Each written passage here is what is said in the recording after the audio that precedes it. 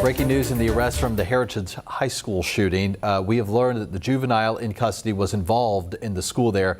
Chief Drew says the gun fired also has a history in Virginia. Well, 24 hours after responding to the shooting, Newport News Police Chief Steve Drew went to Facebook Live to talk to the public in a segment that he calls Chat with the Chief. All right, Bethany Reese was listening in on that. She joined us in the studio with more. And Bethany, seems like this is all he was talking about in that Facebook Live. Yeah, he does this every month, right? Chief Drew goes on and talks every month, but this one different. Emotions were high from the start. He started this Facebook off just saying he was going to talk about this shooting and only this shooting, and then take other questions if he had time at the end. And questions started rolling.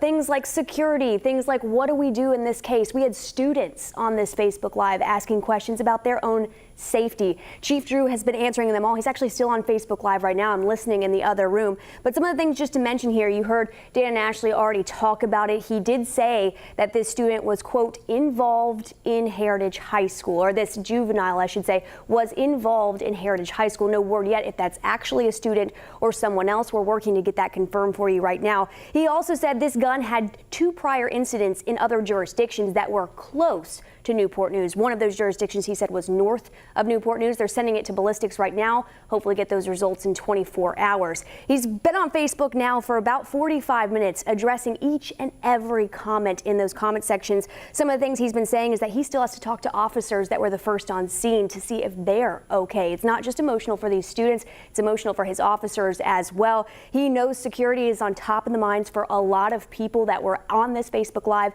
and that are students or parents or even just across Virginia that are listening. And he's also concerned about safety. One of the things he said is he's concerned about gun safety across Virginia, and that's been on the top of his mind for a while now. He's saying he's still working to figure out a solution for that. He has a strong compassion for the youth. He said that's one of his favorite things about his city, and now this brings more concern to it. I'm going to go back in and listen to this Facebook Live and finish this up for you. I'm going to have updates for you at 4:30 and 5:30 tonight, and if you're interested, he's holding another Facebook Live at 6 tonight if you would like to ask any of your questions. Dan, Ashley.